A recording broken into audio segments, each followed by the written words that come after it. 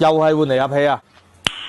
Nice。今次嚟咗兩台蓋拉多啊，一台咧 5.0 啊，係前期款嘅林寶蓋拉多啊，嗰啲用緊林寶以前嘅舊款引擎，咁嗰一台咧就成台掹出嚟，抬個引擎個波箱出嚟咧就整漏油啊，咁呢台咧就簡簡單單就換個離合器啦，同埋咧解決嗰個換擋執行器咧嗰個液壓唔夠嘅問題啊，咁咧我哋換飛輪咧有啲注意事項啊，首先咧中間嗰個軸承啤令啦，一定要換啦，同埋個飛輪如果真係花得好緊要，俾個磨花好緊要咧，就必須要呢個飛輪出去光啦。第二樣咧，分離軸承啊，又係必須要換噶。如果呢個分離軸承唔換啊，會導致成個飛輪咧呢鋼片打爛晒噶。啊，亦都有車試過。其實呢雙片式嘅離合器啊，只要磨好少，有時係7mm或者8mm左右，其實都已經係玩完噶呢套離合器。換完啲離合器咧，好多人都遺忘咗做匹配，因為一唔做匹配咧，好容易打滑或者好容易報警個離合器過熱啊。出邊市面上好多人都覺得唔使做。咁其實咧，我哋嘅概念上面咧，一定要用原廠襯電器啊，因為啲新款其實用奧迪嗰啲襯電系統都可以做到嘅，未必話一定用舊款。另外一樣嘢咧，呢個波箱啊，經常有壞嘅問題咧，就係嗰個檔位執行器啊，就係呢一餅嘢啦。檔位執行器咧，其實好多時咧，佢入邊一係內部泄壓啦，壓力場嘅有時或者係呢個